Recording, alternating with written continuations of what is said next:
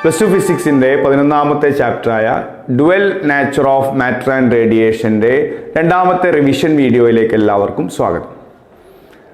കഴിഞ്ഞ ക്ലാസ്സിൽ നമ്മൾ ഈ ചാപ്റ്ററിലെ കുറേ ഭാഗങ്ങളൊക്കെ ഡിസ്കസ് ചെയ്തു. അപ്പോൾ കഴിഞ്ഞ ക്ലാസ്സിൽ ഡിസ്കസ് ചെയ്യാത്ത ഭാഗങ്ങളാണ് നമ്മൾ ഇന്ന് ഡിസ്കസ് ചെയ്യാൻ ഉദ്ദേശിക്കുന്നത്. നമുക്കറിയാം dual nature of matter and radiation ray ഓപ്റ്റിക്സും വേ ഓപ്റ്റിക്സും കഴിഞ്ഞ് വരുന്നതാണ്. ഇതിൽ നമ്മൾ ത്രൂ ഔട്ട് ഡിസ്കസ് ചെയ്തത് മാറ്ററിന് അതുപോലെ റേഡിയേഷൻസിനൊക്കെ രണ്ട് നേച്ചർ ഉണ്ട് എന്നുള്ളതായിരുന്നു അല്ലേ. പാർട്ടിക്കിൾ നേച്ചറും ഉണ്ട്, വേവ് നേച്ചറും ഉണ്ട്. അപ്പോൾ അതുമായി ബന്ധപ്പെട്ട് നമ്മൾ ഏറ്റവും കൂടുതൽ ഡിസ്കസ് ചെയ്തത് ഒന്ന് ഫോട്ടോ ഇലക്ട്രിക് എമിഷൻ ആയിരുന്നു.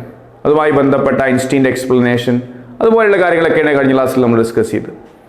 അപ്പോൾ ഇന്ന് നമ്മൾ ഡിസ്കസ് ചെയ്യാൻ ഉദ്ദേശിക്കുന്ന ഒന്നാമത്തെ ടോപ്പിക്ക് ഇലക്ട്രോൺ എമിഷൻ തന്നെയാണ്.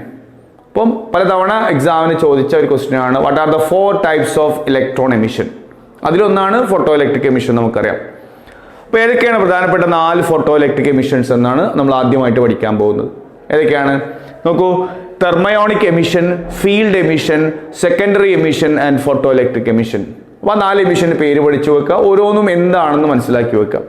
എന്തായിരുന്നു നോക്കൂ, എന്താ തെർമയോണിക് എമിഷൻ? ഒരു മെറ്റൽ അത് ചൂടാക്കുമ്പോൾ അതിൽ നിന്നും ഇലക്ട്രോൺസ് പുറത്തേക്ക് വരാം. അപ്പോൾ ഇലക്ട്രോൺസിന് മെറ്റൽ സർഫസിൽ നിന്നും പുറത്തേക്ക് വരാൻ എന്ത് വേണം? എനർജി വേണം അല്ലേ. ആ എനർജി ഹീറ്റ് കൊണ്ടാണ് കിട്ടുന്നതെങ്കിൽ അത്തരം എമിഷനെ വിളിച്ച പേരാണെന്ത്? Thermionic emission. അപ്പോൾ emission of electron from the metal surfaces due to heating of the metal is called thermionic emission. ഒന്നാമത്തെ ആൻസർ അതാണ്. രണ്ടാമത്തെ നോക്കൂ, ഫീൽഡ് എമിഷൻ ആണ് അല്ലേ. എന്താ field emission? Strong electric field apply ചെയ്താൽ ഇലക്ട്രോൺസ് എമിറ്റ് ചെയ്യപ്പെടാം. അതിനെ വിളിച്ച പേരായിരുന്നു എന്ത്? Field emission. അപ്പോൾ emission of electrons by applying strong electric field is called field emission. മൂന്നാമത്തത് സെക്കൻഡറി എമിഷൻ ആയിരുന്നു. എന്താണത്? ഇലക്ട്രോൺസ് വന്ന് ഹിറ്റ് ചെയ്ത് നമുക്ക് മെറ്റൽ സർഫസിൽ നിന്നും ഇലക്ട്രോണുകളെ പുറത്തേക്ക് കൊണ്ടുവരാൻ സാധിക്കും. അപ്പോൾ വരുന്ന ഇലക്ട്രോണുകളുടെ എനർജി ഉപയോഗിച്ചാണ് അതിനുള്ളിലുള്ള ഇലക്ട്രോൺ പുറത്തേക്ക് വരുന്നത്. അത്തരം എമിഷനെ നമ്മൾ വിളിച്ചത് എന്ത്? Secondary emission. ഓക്കെ. അപ്പോൾ secondary emission means emission of electrons from the metal surface by bombarding with the electron beam. Electron beam വെച്ച് നമ്മൾ ഇൻസിഡന്റ് ചെയ്യുമ്പോൾ അതിൽ നിന്നും ഇലക്ട്രോൺസ് പുറത്തേക്ക് വരികയാണെങ്കിൽ അതാണെന്ത്? Secondary emission. ദെൻ നാലാമത്തത് നമ്മൾ ഏറ്റവും കൂടുതൽ ഡിസ്കസ് ചെയ്ത ഫോട്ടോ ഇലക്ട്രിക് എമിഷൻ ആണ്. എന്താണ്? Emission of electrons from the metal surfaces by incidenting radiations of suitable frequency. Okay. അപ്പോൾ സ്യൂട്ടബിൾ ആയിട്ടുള്ള ഫ്രീക്വൻസിയുള്ള റേഡിയേഷൻസ് വന്ന് മെറ്റൽ സർഫസിന്റെ മുകളിൽ വന്ന് പതിക്കുമ്പോൾ ഇലക്ട്രോൺസ് പുറത്തേക്ക് വരുന്ന പ്രോസസ്സിനെ നമ്മൾ വിളിച്ച പേരായിരുന്നു ഫോട്ടോ ഇലക്ട്രിക് എമിഷൻ. അപ്പോൾ ഈ 4 ആൻസറുകളും നന്നായി പഠിച്ചു വെക്കുക. എക്സാമിന് ഒരുപാട് തവണ ചോദിച്ച ക്വസ്റ്റ്യൻ ആണ്, what are the 4 types of electron emission. Okay, അത് എക്സ്പ്ലെയിൻ ചെയ്യാൻ. ക്ലിയർ ആണല്ലോ. ഇനി അടുത്തായിട്ട് നമ്മൾ ഡിസ്കസ് ചെയ്യുന്നതായിരുന്നു experimental study of photo electric emission. ഈ ഫോട്ടോ ഇലക്ട്രിക് എമിഷനുമായി ബന്ധപ്പെട്ട് നമ്മൾ പഠിച്ച എക്സ്പെരിമെന്റൽ സ്റ്റഡി എന്തൊക്കെയായിരുന്നു, അതിന്റെ റിസൾട്ട് എന്തൊക്കെയായിരുന്നു, അതിൽ നിന്നാണ് ഫോട്ടോ ഇലക്ട്രിക് എമിഷനുമായി ബന്ധപ്പെട്ട 4 ലോസ് വന്നത് അല്ലേ. അപ്പോൾ ആദ്യം നമ്മൾ എക്സ്പെരിമെന്റൽ സെറ്റപ്പ് മനസ്സിലാക്കുക. നമ്മൾ എന്തായിരുന്നു പഠിച്ചിരുന്ന? ഒരു ചേംബർ, ആ ചേംബറിനുള്ളിൽ 2 പ്ലേറ്റുകൾ അല്ലേ. ഒന്ന് നമ്മൾ നെഗറ്റീവ് പ്ലേറ്റുമായിട്ടും ഒന്ന് നമ്മൾ നെഗറ്റീവ് പൊട്ടൻഷ്യലുമായിട്ടും രണ്ടാമത്തത് പോസിറ്റീവ് പൊട്ടൻഷ്യലുമായിട്ടും കണക്ട് ചെയ്തിട്ടുണ്ട്. ദെൻ അത് വാരിയബിൾ ആണ്, നമുക്ക് എന്ത് ചെയ്യാം? വോൾട്ടേജ് ചേഞ്ച് ചെയ്യാം. ദെൻ അതൊരു കമ്മ്യൂട്ടേറ്റർ ഉണ്ട്. അവിടെ എന്താ കമ്മ്യൂട്ടർ എന്ന് പറഞ്ഞാൽ നമുക്ക് അതിന്റെ പൊളാരിറ്റി മാറ്റാം, പ്ലസും മൈനസും ഒക്കെ നമുക്ക് ഇഷ്ടത്തിനനുസരിച്ച് മാറ്റാം. അപ്പോൾ അത്രയും കാര്യങ്ങളാണ് എക്സ്പെരിമെന്റൽ സെറ്റപ്പ്. ദെൻ നെഗറ്റീവ് പ്ലേറ്റിലേക്ക് നമുക്ക് സ്യൂട്ടബിൾ ആയിട്ടുള്ള റേഡിയേഷൻസ് വന്ന് പതിക്കാൻ ഒരു അറേഞ്ച്മെന്റ് അല്ലേ. നമുക്കറിയാം ആ വന്ന് പതിക്കുന്ന റേഡിയേഷൻസിന്റെ എനർജി എത്രയായിരിക്കും? hν. ഓക്കെ. അപ്പോൾ ഇതാണ് എക്സ്പെരിമെന്റൽ സെറ്റപ്പ് ചോദിച്ചു കഴിഞ്ഞാൽ വരയ്ക്കേണ്ട പിക്ചർ. അപ്പോൾ അതൊന്ന് പഠിച്ചു വെക്കാം. കാരണം എക്സ്പെരിമെന്റൽ സെറ്റപ്പും അതിൽ നിന്നുണ്ടായ റിസൾട്ട്സും ആണ് ചോദിക്കുന്നതെങ്കിൽ എക്സ്പെരിമെന്റൽ സെറ്റപ്പ് എന്ന് പറഞ്ഞ് നമ്മൾ ഈ പിക്ചർ വരച്ചു വെക്കുക. ഇനി അങ്ങോട്ട് പഠിക്കുന്നതൊക്കെ ഇതിന്റെ റിസൾട്ടുകളാണ്. ഇതിൽ നിന്ന് കിട്ടിയ റിസൾട്ടിൽ പറയുന്ന ഒന്നെന്താണ് നോക്കൂ: photo current increases with intensity. നമ്മൾ പഠിച്ചിരുന്നു എന്താണ്?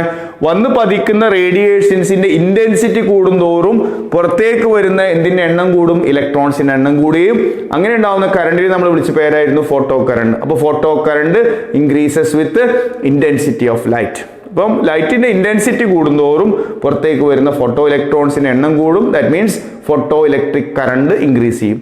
അപ്പോൾ ഈ കറണ്ട് ഒരു പ്രത്യേക ഡയറക്ഷനിലേക്ക് പോകുന്നതിന് വേണ്ടിയിട്ടാണ് നമ്മളിവിടെ പോസിറ്റീവ് പ്ലേറ്റ്. അങ്ങനെയാണെങ്കിൽ ഇവിടെ ഒരു കറണ്ട് ഒഴുകും. ആ കറണ്ടിനെ വിളിച്ച പേരാണത് ഫോട്ടോ ഇലക്ട്രിക് കറണ്ട് അല്ലേ. രണ്ടാമത്തെ എക്സ്പെരിമെന്റൽ റിസൾട്ട് ആണ് ഈ പറയുന്ന 2 ഗ്രാഫുകൾ. 2 ഗ്രാഫ് നോക്കൂ. വോൾട്ടേജ് കറണ്ട് ഗ്രാഫാണ്. ഇനി നോക്ക്, ഈ ഗ്രാഫിൽ നമ്മൾ കാണിച്ചത് ഒന്നാമത്തെ റിസൾട്ട് ആണ്. ദാറ്റ് മീൻസ് എക്സ് ആക്സിൽ ഇന്റൻസിറ്റി ഓഫ് ലൈറ്റ്, വൈ ആക്സിൽ photo electric current I. As intensity of light increases photo electric current increases. അതാണ് ഒന്നാമത്തെ ഗ്രാഫ്. 2ഉം 3ഉം ഗ്രാഫ് നമ്മൾ നേരത്തെ പറഞ്ഞ പോലെ വോൾട്ടേജ് കറണ്ട് ഗ്രാഫാണ്. എക്സ് ആക്സിൽ വോൾട്ടേജ്, വൈ ആക്സിൽ കറണ്ട് ആണ്. അപ്പൊ ഇവിടെ ഏതൊക്കെയാണ് വോൾട്ടേജ്, ഏതൊക്കെയാണ് കറണ്ട് നോക്കാം. നമ്മളിവിടെ അപ്ലൈ ചെയ്യുന്ന ഈ വോൾട്ടേജ് ആണ് അവിടെ എക്സ് ആക്സിൽ എടുത്തിട്ടുള്ളത്. ഇത് നമ്മൾ വാരി ചെയ്യാന്ന് പറഞ്ഞു, നമുക്ക് എന്ത് ചെയ്യാം, അത് ഇൻക്രീസ് ചെയ്തുകൊണ്ടേയിരിക്കാം. ദെൻ അതുവഴി ഇവിടെ ഉണ്ടാവുന്ന ഫോട്ടോ ഇലക്ട്രിക് കറണ്ട് ആണ് ഐ. അപ്പൊ നമ്മൾ അപ്ലൈ ചെയ്തിട്ടുള്ള നെഗറ്റീവ് പ്ലേറ്റിന്റെയും പോസിറ്റീവ് പ്ലേറ്റിന്റെയും ഇടയിൽ അപ്ലൈ ചെയ്തിട്ടുള്ള വോൾട്ടേജ് ആണ് വി. അതുവഴി ഉണ്ടാകുന്ന ഫോട്ടോ കറണ്ട് ആണ് ഐ. ഇനി ഇത് 2 രീതിയിലാണ് നമ്മൾ ഈ എക്സ്പെരിമെന്റിൽ ചെയ്തത്. എങ്ങനെയാണ്? ഒന്നാമത്തത് ഫ്രീക്വൻസി കോൺസ്റ്റന്റ് ആക്കി വെച്ചു. ദാറ്റ് മീൻസ് നോക്കൂ, വന്ന് പതിക്കുന്നതിന്റെ ഫ്രീക്വൻസി കോൺസ്റ്റന്റ്. ഫ്രീക്വൻസി കോൺസ്റ്റന്റ് എന്ന് പറഞ്ഞാൽ എനർജി കോൺസ്റ്റന്റ് ആയിരിക്കും. നമ്മൾ ഇന്റൻസിറ്റിയാണ് ചേഞ്ച് ചെയ്യുന്നത്. നോക്കി, ഗ്രാഫ് എന്താണ് ഇൻഡിക്കേറ്റ് ചെയ്യുന്നത് നമുക്ക് നോക്കാം. എന്താണ്? ആ വോൾട്ടേജ് കറണ്ട് ഗ്രാഫാണ് നമ്മൾ നേരത്തെ പറഞ്ഞു. ഫ്രീക്വൻസി കോൺസ്റ്റന്റ് ആണെന്ന് പറഞ്ഞു. പിന്നെ എന്താണ് ഇവിടെ ചേഞ്ച് ചെയ്യിക്കുന്നത്? ഇന്റൻസിറ്റിയാണ്. അപ്പൊ ആദ്യം നമ്മൾ ഒരു പെർട്ടിക്കുലർ ഇന്റൻസിറ്റി എടുക്കാം. ആ ഇന്റൻസിറ്റി വെച്ചുകൊണ്ട് നമ്മൾ ഗ്രാഫ് വരയ്ക്കുകയാണെങ്കിൽ വോൾട്ടേജ് കൂടുന്തോറും കറണ്ട് കൂടുകയും ഒരു സാച്ചുറേറ്റഡ് ലെവലിൽ എത്തുകയും ചെയ്യും. പിന്നെ കറണ്ട് ഇൻക്രീസ് ചെയ്യില്ല, നമ്മൾ കണ്ടു. ദെൻ അങ്ങനെ ഒരു സാച്ചുറേറ്റഡ് ലെവലെത്തി. എന്നാൽ വോൾട്ടേജ് കുറഞ്ഞു വരുന്തോറും എന്ത് ചെയ്യും? കറണ്ട് കുറഞ്ഞു വരും. വോൾട്ടേജ് റിവേഴ്സ് ചെയ്യല്ലേ, മൈനസ് വോൾട്ടേജ് ആയി. മീൻസ് പൊളാരിറ്റി മാറ്റി, ഇവിടെ പ്ലസും ഇവിടെ മൈനസും ആക്കി തിരിച്ചു. അപ്പൊ അങ്ങനെ വന്നു കഴിഞ്ഞാൽ നമ്മൾ റിവേഴ്സ് വോൾട്ടേജ് കൂടി വന്നാൽ ഒരു പെർട്ടിക്കുലർ വോൾട്ടേജ് എത്തുമ്പോൾ ഈ കറണ്ട് വന്നങ്ങ് 0 ആവും. That means photo electric emission എന്ത് ചെയ്യും? സ്റ്റോപ്പ് ചെയ്യപ്പെടും. നമുക്കറിയാം, പുറത്തേക്ക് വരുന്ന ഇലക്ട്രോണുകളുടെ എനർജിയെ തടഞ്ഞു നിർത്തുന്ന രീതിയിൽ ഒരു വോൾട്ടേജ് അവിടെ ഓപ്പോസിറ്റ് ആയിട്ട് ഡെവലപ്പ് ചെയ്തു നിർത്തും. അങ്ങനെയാണെങ്കിൽ ഇലക്ട്രോൺസ് പുറത്തേക്ക് വരാതിരിക്കും. ആ വോൾട്ടേജിനെ നമ്മൾ വിളിച്ച പേരായിരുന്നു സ്റ്റോപ്പിംഗ് പൊട്ടൻഷ്യൽ, അല്ലേ? ആ വോൾട്ടേജ് നമ്മൾ വിളിച്ച പേര് സ്റ്റോപ്പിംഗ് പൊട്ടൻഷ്യൽ എന്നായിരുന്നു. അപ്പൊ എന്താണ് സ്റ്റോപ്പിംഗ് പൊട്ടൻഷ്യൽ എന്ന് പഠിച്ചു വെക്കുക. എന്താണ്? The reverse voltage at which the photo electric emission stops. Okay, photo electric emission stop ചെയ്യപ്പെടുന്ന റിവേഴ്സ് വോൾട്ടേജിനെ വിളിച്ച പേരായിരുന്നു എന്ത്? Stopping potential. ഇനി ഇന്റൻസിറ്റി നമ്മൾ ഒന്നുകൂടി കൂട്ടി. ദെൻ എക്സ്പെരിമെന്റ് വീണ്ടും നമ്മൾ നടത്തി കഴിഞ്ഞാൽ എന്ത് കിട്ടി? നമുക്ക് നേരത്തെ പോലെ തന്നെ കിട്ടും. എങ്ങനെയാ? നമ്മൾ നേരത്തെ ചെയ്ത പോലെ കിട്ടും. അപ്പൊ അവിടെയും എന്ത് ചെയ്യും? ഒരു സാച്ചുറേറ്റഡ് കറണ്ട് ഉണ്ടാവും. കറണ്ട് ഇൻക്രീസ് ചെയ്യാതെ സ്റ്റഡി ആവും. ദെൻ ഡിക്രീസ് ചെയ്യുമ്പോൾ സ്റ്റോപ്പിംഗ് പൊട്ടൻഷ്യൽ എന്ത് തന്നെയായിരിക്കും? സെയിം. അപ്പൊ നേരത്തെ എത്ര റിവേഴ്സ് പൊട്ടൻഷ്യൽ കൊടുത്തപ്പോഴാണോ ഫോട്ടോ ഇലക്ട്രിക് എമിഷൻ സ്റ്റോപ്പ് ചെയ്തത്, ഇപ്പോഴും അതേ പൊട്ടൻഷ്യൽ കൊടുത്താലാണ് സ്റ്റോപ്പ് ചെയ്യപ്പെടുക. പക്ഷെ എന്ത് വ്യത്യാസം ഉണ്ടാവും? കറണ്ട്. നമ്മൾ നേരത്തെ പഠിച്ചു, ഇന്റൻസിറ്റി കറണ്ടിനെ ഡിപ്പെൻഡ് ചെയ്യും. അപ്പൊ ഇന്റൻസിറ്റി മാറ്റുമ്പോൾ എന്ത് മാറും? നമുക്ക് കിട്ടുന്ന മാക്സിമം കറണ്ട് മാറും. അത് ഓർക്കുക. ഓക്കെ, അപ്പൊ നമ്മൾ പഠിച്ചത് ഈ ഗ്രാഫിൽ എന്താണ്? വോൾട്ടേജ് കറണ്ട് ഗ്രാഫാണ്. അതിൽ ഫ്രീക്വൻസി കോൺസ്റ്റന്റ് ആക്കി വെച്ചുകൊണ്ട് വരുന്ന റേഡിയേഷന്റെ ഫ്രീക്വൻസി ചേഞ്ച് ചെയ്യുന്നില്ല. പിന്നെന്താ ചേഞ്ച് ചെയ്യുന്നത്? ഇന്റൻസിറ്റിയാണ് മാറ്റുന്നത്. നമ്മൾ പഠിച്ചു, ഇന്റൻസിറ്റി മാറുമ്പോൾ എന്ത് മാറും? നമുക്ക് കിട്ടുന്ന മാക്സിമം കറണ്ടിന്റെ വാല്യൂ മാറും. പക്ഷെ എന്ത് മാറില്ല? സ്റ്റോപ്പിംഗ് പൊട്ടൻഷ്യലിന്റെ വാല്യൂ മാറില്ല എന്ന് ഓർക്കുക. എന്താണ് സ്റ്റോപ്പിംഗ് പൊട്ടൻഷ്യൽ എന്ന് കൂടി ഓർക്കുക. എന്താണ്? It is the reverse voltage at which photo electric emission stops. ഇനി അടുത്ത ഗ്രാഫ് നോക്കൂ. അടുത്ത ഗ്രാഫും വോൾട്ടേജ് കറണ്ട് ഗ്രാഫാണ്, നമ്മൾ നേരത്തെ പറഞ്ഞു. പക്ഷെ ഇവിടെ ഇന്റൻസിറ്റി കോൺസ്റ്റന്റ് ആണ്. ഇന്റൻസിറ്റി കോൺസ്റ്റന്റ് ആണെങ്കിൽ സാച്ചുറേഷൻ കറണ്ട് കോൺസ്റ്റന്റ് ആയിരിക്കും, അല്ലേ? ഇന്റൻസിറ്റി മാറിയപ്പോഴാണല്ലോ സാച്ചുറേഷൻ കറണ്ട് മാറിയത്. അങ്ങനെയാണെങ്കിൽ ഇന്റൻസിറ്റി കോൺസ്റ്റന്റ് ആണെങ്കിൽ സാച്ചുറേഷൻ കറണ്ട് എന്തായിരിക്കും? കോൺസ്റ്റന്റ് ആയിരിക്കും. ഫ്രീക്വൻസി നമ്മൾ മാറ്റിയാൽ, ഇപ്പോൾ ഒരു ഇന്റൻസിറ്റിയിൽ വെച്ച് നമ്മൾ എന്ത് ചെയ്തു? ഫ്രീക്വൻസി സെറ്റ് ചെയ്തു. ഇവിടെ വെച്ചാണ് എന്ത് സ്റ്റോപ്പ് ചെയ്യപ്പെട്ടത്? ഫോട്ടോ ഇലക്ട്രിക് എമിഷൻ സ്റ്റോപ്പ് ചെയ്യപ്പെട്ടത്. ഫ്രീക്വൻസി ഒന്ന് മാറ്റി, ഒന്നുകൂടി കൂട്ടി. ഫ്രീക്വൻസി ഒന്നുകൂടി കൂട്ടിയാലും എന്ത് ചേഞ്ച് ചെയ്യില്ല? സാച്ചുറേഷൻ കറണ്ട് ചേഞ്ച് ചെയ്യില്ല. അതേ കറണ്ട് തന്നെ ആയിരിക്കും. വൈ ആക്സിൽ മറ്റൊരു ചേഞ്ച് വരില്ല. പക്ഷേ റിവേഴ്സ് വോൾട്ടേജ് കൊടുക്കുമ്പോൾ നേരത്തെ കൊടുത്ത റിവേഴ്സ് വോൾട്ടേജ് എത്തുമ്പോഴേക്ക് ഫോട്ടോ ഇലക്ട്രിക് എമിഷൻ സ്റ്റോപ്പ് ചെയ്യപ്പെടുന്നില്ല. കുറച്ചുകൂടി റിവേഴ്സ് വോൾട്ടേജ് കൂട്ടിയാൽ മാത്രമേ എന്ത് ചെയ്യുള്ളൂ? അവിടെ എമിഷൻ സ്റ്റോപ്പ് ചെയ്യപ്പെടുള്ളൂ. എന്തുകൊണ്ടായിരിക്കും? നമുക്കറിയാം, കൈനറ്റിക് എനർജി കൂടും. കാരണം ഫ്രീക്വൻസി കൂട്ടിക്കഴിഞ്ഞാൽ പുറത്തേക്ക് വരുന്നതിന് കൈനറ്റിക് എനർജി കൂടും. അപ്പൊ അതിനെ സ്റ്റോപ്പ് ചെയ്യാൻ എന്ത് വേണ്ടി വരും? കൂടുതൽ റിവേഴ്സ് വോൾട്ടേജ് കൊടുക്കേണ്ടി വരും. ഓക്കെ, അപ്പോൾ രണ്ടാമത്തെ ഗ്രാഫും വോൾട്ടേജ് കറണ്ട് ഗ്രാഫാണ്. അപ്പോൾ അതിൽ നിന്ന് കിട്ടുന്ന റിസൾട്ട് എന്താണ്? അവിടെ ഇന്റൻസിറ്റി കോൺസ്റ്റന്റ് ആണെങ്കിൽ സാച്ചുറേഷൻ കറണ്ട് കോൺസ്റ്റന്റ് ആയിരിക്കും. ഫ്രീക്വൻസി ചേഞ്ച് ചെയ്യുമ്പോൾ എന്ത് ചേഞ്ച് ചെയ്യുന്നു? സ്റ്റോപ്പിംഗ് പൊട്ടൻഷ്യൽ ചേഞ്ച് ചെയ്യുന്നു. അപ്പോൾ ഇതാണ് എക്സ്പെരിമെന്റൽ റിസൾട്ട് ചോദിച്ചാൽ എഴുതേണ്ടത്. അപ്പോൾ ഓരോന്നും സെപ്പറേറ്റ് ആയിട്ട് ചോദിക്കാം. ഒരുമിച്ച് ചോദിക്കുകയാണെങ്കിൽ നമുക്ക് എഴുതേണ്ട 3 റിസൾട്ടുകളാണത്. ഒന്നാമത്തത് photo current is directly proportional to intensity. Then 2ഉം 3ഉം ഗ്രാഫുകൾ എന്തിന് ഇൻഡിക്കേറ്റ് നമ്മൾ പറഞ്ഞു? Voltage current ഗ്രാഫാണ്.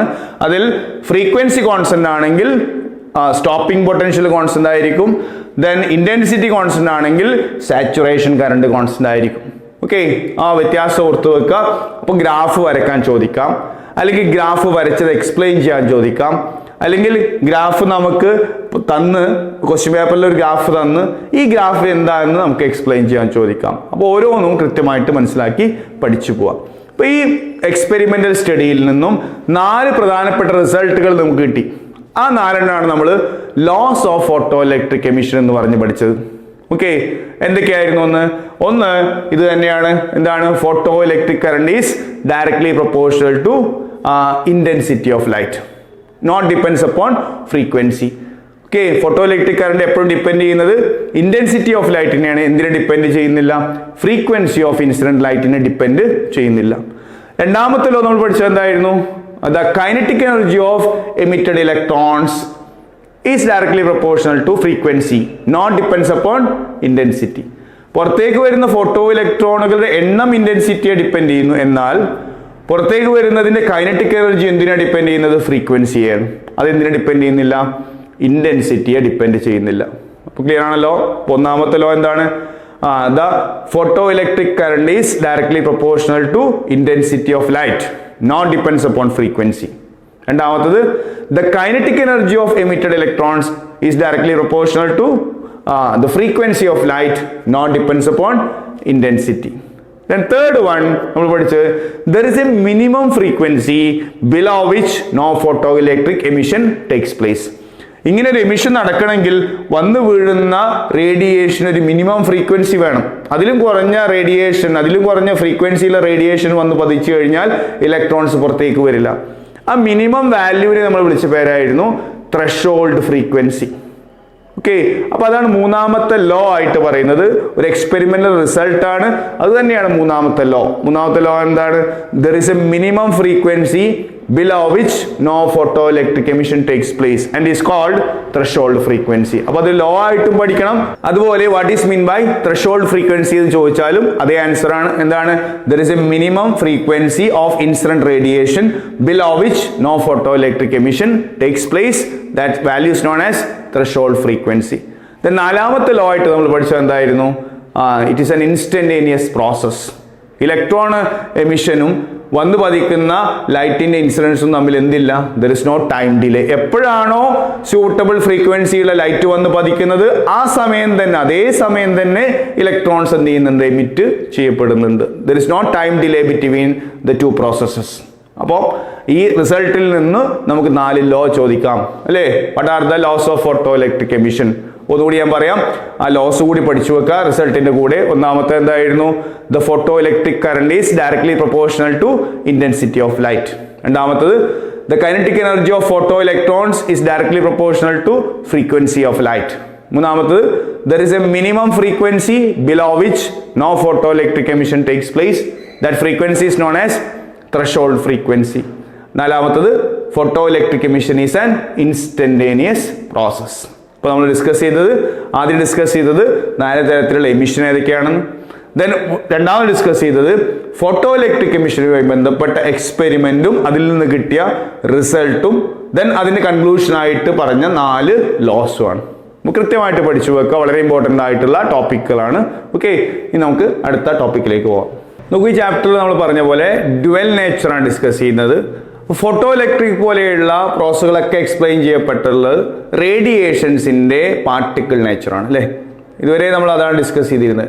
റേഡിയേഷൻസിനൊക്കെ വേവ് നേച്ചർ ഉണ്ട് എന്നാണ് നമ്മൾ ആദ്യം സങ്കല്പിച്ചിരുന്നത്. എന്നാൽ റേഡിയേഷൻസിനൊക്കെ വേവ് നേച്ചറിന് പുറമെ എന്തുകൂടിയുണ്ട്, പാർട്ടിക്കിൾ നേച്ചർ കൂടിയുണ്ട് എന്ന് എക്സ്പ്ലെയിൻ ചെയ്യപ്പെട്ടിട്ടുള്ള ഒരു പ്രോസസ്സാണ് ഫോട്ടോ ഇലക്ട്രിക് എമിഷൻ. കാരണം ഒരു ഇലക്ട്രോൺസ് പുറത്തേക്ക് വരണമെന്നുണ്ടെങ്കിൽ അവിടെ വന്നു വീഴുന്ന ലൈറ്റിന് പാർട്ടിക്കിൾ നേച്ചർ വേണം, അഥവാ മൊമെന്റം വേണം. അതുകൊണ്ടാണ് നമ്മൾ റേഡിയേഷൻസിനെല്ലാം വേവ് നേച്ചറിന് പുറമെ പാർട്ടിക്കിൾ നേച്ചർ കൂടി ഉണ്ട് എന്ന് പറയുന്നത്.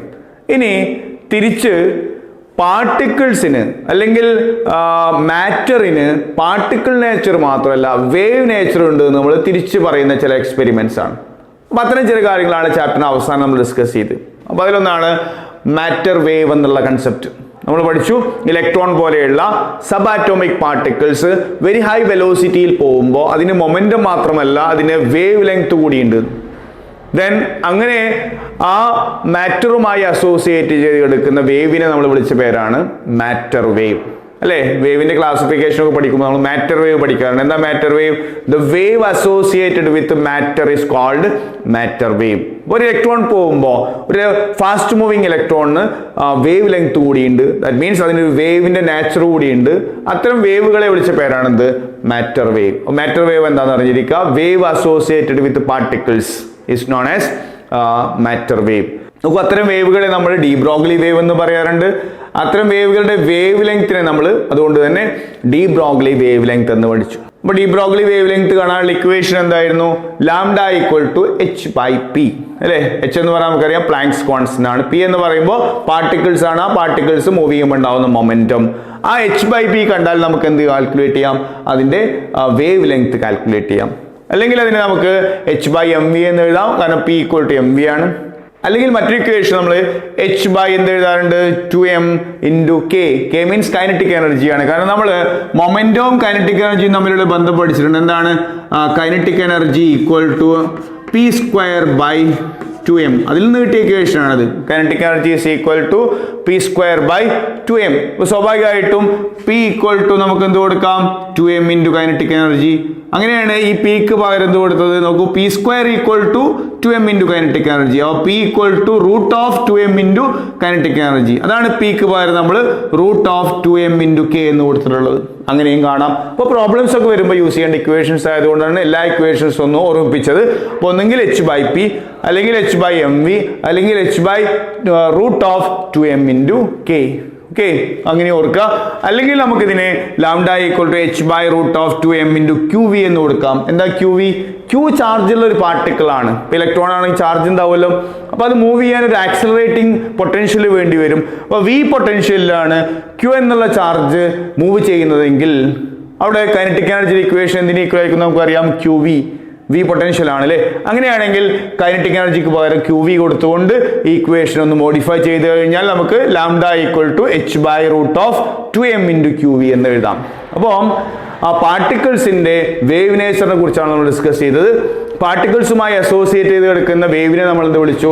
Matter wave. അതിന്റെ വേവ് ലെങ്തിനെ എന്ത് വിളിച്ചു? D Broglie wave length. D Broglie wave length കാണാനുള്ള വ്യത്യസ്തമായിട്ടുള്ള ഇക്വേഷൻസ് ഒന്ന് ഓർത്തു വെക്കുക. നമുക്ക് അതുപോലെ നമ്മൾ പഠിച്ചൊരു ടോപ്പിക് ആയിരുന്നു ഹൈസൻബർഗ്സ് അൺസർട്ടനിറ്റി പ്രിൻസിപ്പിൾ. നമ്മൾ കെമിസ്ട്രിയിലൊക്കെ ആയിട്ട് പഠിച്ചാണ്. ജസ്റ്റ് ആ സ്റ്റേറ്റ്മെന്റ് പഠിച്ചു വെക്കുക. കാരണം ഇതുമായി റിലേറ്റ് ചെയ്ത് വരുന്ന അല്ലെങ്കിൽ വേവ് നേച്ചറും ഓഫ് മാറ്ററുമായി റിലേറ്റ് ചെയ്ത് വരുന്ന ഒരു ആൻസർ ആണ് ഹൈസൻബർഗ്സ് അൺസർട്ടനിറ്റി പ്രിൻസിപ്പിൾ. എന്താണ്? ഒരേ സമയം നമുക്ക് കൃത്യമായിട്ട് ഒരു മൂവ് ചെയ്യുന്ന പാർട്ടിക്കിളിന്റെ പൊസിഷനും മൊമെന്റവും ഒരുപോലെ എന്ത് ചെയ്യാൻ പറ്റില്ല? മെഷർ ചെയ്യാൻ പറ്റില്ല എന്നുള്ളതാണ്, അല്ലേ? That means delta X into delta P approximate equal H കാട്ടുന്നുള്ള ഇക്വേഷൻ പഠിച്ചിട്ടുണ്ട്. It is impossible to measure the momentum and the position simultaneously. Okay, it is impossible to measure exact the position and momentum of a body simultaneously. ഒരേ സമയം നമുക്ക് പൊസിഷനും momentum കൃത്യമായിട്ട് അളക്കാൻ സാധിക്കില്ല എന്ന് പറയുന്ന ലോ ആണെന്ത്? Heisenberg's uncertainty principle. ഓക്കെ, ഇനി ഈ ചാപ്റ്ററിൽ ഏറ്റവും അവസാനമായിട്ട് നമ്മൾ പഠിച്ച ഒന്നായിരുന്നു ഡേവിസൺ ആൻഡ് ജെർമർ എക്സ്പെരിമെന്റ്.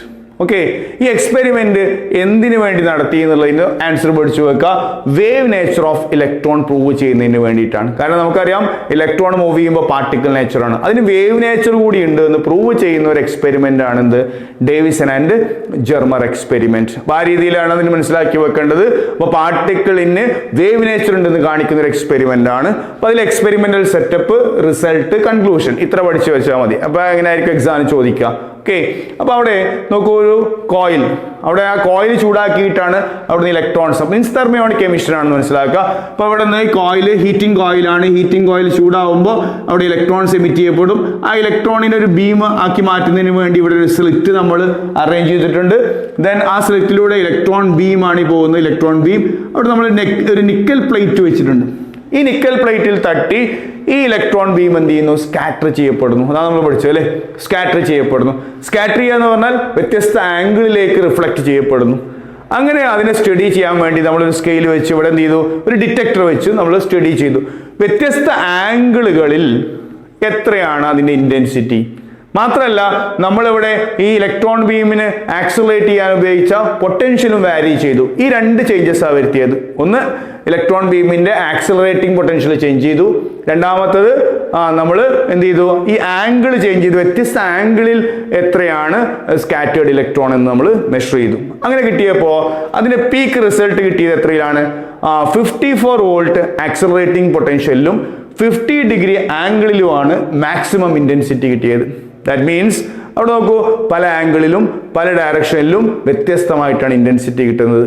അപ്പോൾ അതിന്റെ കാരണം നമ്മൾ സ്റ്റഡി ചെയ്തപ്പോൾ മനസ്സിലായത്, അവിടെ ഇലക്ട്രോൺ ബീമുകൾ ക്രിസ്റ്റലിൽ നിന്നും റിഫ്ലക്ട് ചെയ്ത് അല്ലെങ്കിൽ സ്കാറ്റർ ചെയ്ത് വരുന്ന ഇലക്ട്രോൺ ബീമുകൾ അവിടെ സൂപ്പർ പൊസിഷന് വിധേയമാകുന്നു. സൂപ്പർ പൊസിഷൻ എന്ന് പറഞ്ഞാൽ എന്തിന്റെ നേച്ചറാണ്?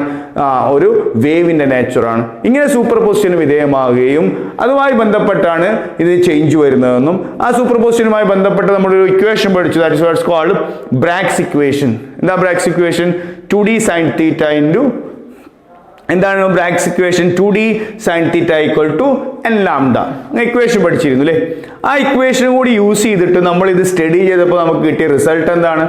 The theoretical values equal to experimental value. അപ്പോൾ നമ്മൾ തിയറിറ്റിക്കലി നമ്മൾ എന്ത് കാൽക്കുലേറ്റ് ചെയ്തു? ഇങ്ങനെ ഒരു ഇലക്ട്രോൺ ബീമിന് എത്ര ആയിരിക്കും ഡി ബ്രോഗ്ലി വേവ് ലെങ്ത്? അതിന് ഒരുപാട് ഇക്വേഷൻസ് നമ്മൾ പഠിച്ചല്ലോ. ഇങ്ങനെ തിയറിറ്റിക്കൽ ഇക്വേഷൻസ് ഉപയോഗിച്ച് നമ്മൾ ഈ ഇലക്ട്രോൺ ബീമിന്റെ വേവ് ലെങ്ത് എത്രയാണെന്ന് കാൽക്കുലേറ്റ് ചെയ്തു. ദെൻ ഈ എക്സ്പെരിമെന്റ് വഴിയും നമ്മൾ ബ്രാഗ്സ് ഇക്വേഷനൊക്കെ സഹായത്തോടു കൂടി എന്ത് മെഷർ ചെയ്തു? ലാംഡ മെഷർ ചെയ്തു. ഈ രണ്ടും കൂടി നോക്കുമ്പോൾ രണ്ട് ഈക്വൽ ആയി വരുന്നു. അതാണ് എന്തിന്റെ ഇമ്പോർട്ടൻറ്റ്? ഡേവിസൺ ആൻഡ് ജെർമർ എക്സ്പെരിമെന്റിന്റെ ഇമ്പോർട്ടൻറ്റ്. അപ്പോൾ നോക്കൂ, ഡി ബ്രോഗ്ലി പറഞ്ഞ ആ മാറ്റർ വേവ് അല്ലെങ്കിൽ ആ വേവ് ലെങ്ത് അത് നമുക്ക് എക്സ്പെരിമെന്റിലൂടെ പ്രൂവ് ചെയ്യാൻ പറ്റിയെന്ന് അർത്ഥം. ഓക്കെ. അപ്പോൾ ഇവിടുന്ന് എന്തൊക്കെ ക്വസ്റ്റ്യൻസ് ആ വരിക നോക്കാം. ഡേവിസൺ ആൻഡ് ജെർമർ എക്സ്പെരിമെന്റ് എന്തിനു വേണ്ടി നടത്തി എന്നുള്ളതാണ്? To prove the wave nature of particles അല്ലെങ്കിൽ വേവ് നേച്ചർ ഓഫ് ഇലക്ട്രോൺസ്. അത് എക്സ്പ്ലെയിൻ ചെയ്യാൻ ചോദിച്ചു കഴിഞ്ഞാൽ ഈ പിക്ചർ വരയ്ക്കുക, എക്സ്പെരിമെന്റൽ സെറ്റപ്പ്, ഈ മൂന്ന് കാര്യങ്ങൾ എഴുതുക അല്ലേ. Then we get maximum scattered electron at 54 volt and 50 degree scattered angle. അതൊന്ന് കൊടുക്കുക റിസൾട്ട്. രണ്ടാമത്തത്, ഇത് നമ്മൾ സ്റ്റഡി ചെയ്യാൻ വേണ്ടി എക്സ്പെരിമെന്റൽ സ്റ്റഡി വഴി വേവ് ലെങ്ത് കാണാൻ വേണ്ടി യൂസ് ചെയ്ത ഇക്വേഷൻ ഏതാണ്? ബ്രാഗ്സ് ഇക്വേഷൻ ആണ്. അപ്പോൾ അവസാനമായിട്ട് നമ്മൾ എന്ത് എഴുതാം? The experimental result is equal to theoretical value. ഇത്ര എഴുതി കഴിഞ്ഞാൽ നമുക്ക് അവിടെ നിന്ന് മാർക്ക് വാങ്ങാൻ സാധിക്കും. അപ്പോൾ ഇത്രയാണ് നമുക്ക് ഈ ചാപ്റ്ററിൽ നിന്ന് പഠിക്കാനുള്ളത്. നമുക്കറിയാം, ആദ്യം നമ്മൾ പഠിച്ചത് ഇലക്ട്രോൺ എമിഷൻസ് ആയിരുന്നു. അത് കഴിഞ്ഞ് നമ്മൾ ഫോട്ടോ ഇലക്ട്രിക് എമിഷനെ കുറിച്ച് മാത്രം കുറേ കാര്യങ്ങൾ പഠിച്ചു. എക്സ്പെരിമെന്റൽ സ്റ്റഡി പറഞ്ഞു അല്ലേ. അതിൽ നിന്നും ഫോട്ടോ ഇലക്ട്രിക് എമിഷന്റെ ലോസ്, 4 ലോസ് പറഞ്ഞു. ദെൻ അതിൽ ഓരോ ഗ്രാഫും വെച്ച് ഏതൊക്കെ ക്വസ്റ്റ്യൻ വരാൻ നമ്മൾ ഡിസ്കസ് ചെയ്തു. അതുപോലെ ത്രഷോൾഡ് ഫ്രീക്വൻസിയെ കുറിച്ച് ഡിസ്കസ് ചെയ്തു. ദെൻ സ്റ്റോപ്പിംഗ് പൊട്ടൻഷ്യൽ എന്താന്ന് പറഞ്ഞു അല്ലേ. ഇന്റൻസിറ്റിയും കറണ്ടും തമ്മിൽ എങ്ങനെയാണ് ബന്ധപ്പെട്ടിരിക്കുന്നത്, കൈനറ്റിക് എനർജിയും ഫ്രീക്വൻസിയും തമ്മിൽ എങ്ങനെയാണ് ബന്ധപ്പെട്ടിരിക്കുന്നത്, അതൊക്കെ പറഞ്ഞു. അതേപോലെ നമ്മൾ കഴിഞ്ഞ ക്ലാസ്സിൽ ഡീറ്റെയിൽ ആയിട്ട് ഐൻസ്റ്റീൻസ് എക്സ്പ്ലനേഷൻസ് പറഞ്ഞു. ഇമ്പോർട്ടൻ്റ് ആണ്. ഫോട്ടോ ഇലക്ട്രിക് എമിഷൻ ഐൻസ്റ്റീൻ കൊടുത്ത എക്സ്പ്ലനേഷൻ, അതുപോലെ ഐൻസ്റ്റീൻ്റെ ഫോട്ടോ ഇലക്ട്രിക് ഇക്വേഷൻ അത് പഠിച്ചു വെക്കാം. ദെൻ കൂടെ അവസാനം നമ്മൾ പഠിച്ച കുറേ കാര്യങ്ങളും എന്താണ്? ആദ്യം പറഞ്ഞതിന് വ്യത്യസ്തമായി പാർട്ടിക്കിൾസിന് വേവ് നേച്ചർ ഉണ്ട് എന്ന് പ്രൂവ് ചെയ്യുന്ന കാര്യങ്ങൾ, അതുമായി ബന്ധപ്പെട്ട എക്സ്പെരിമെന്റ് അല്ലേ, അതുമായി ബന്ധപ്പെട്ട ഡി ബ്രോഗ്ലി വേവ് ലെങ്ത്, ഇത്തരം കാര്യങ്ങളൊക്കെയാണ് ഈ ചാപ്റ്ററിൽ നമ്മൾ പഠിച്ചത്. വളരെ കുറഞ്ഞ കാര്യങ്ങളേ ഉള്ളൂ. ഒന്ന് അറേഞ്ച് ചെയ്ത് പഠിച്ചു കഴിഞ്ഞാൽ നമുക്ക് ഈസി ആയിട്ട് മാർക്ക് വാങ്ങാം. അപ്പോൾ നന്നായിട്ട് പഠിക്കുക. നെക്സ്റ്റ് ക്ലാസ്സിൽ നമ്മൾ ആറ്റംസ് എന്നുള്ള അടുത്ത ചാപ്റ്റർ ഡിസ്കസ് ചെയ്യാം. Okay, thank you.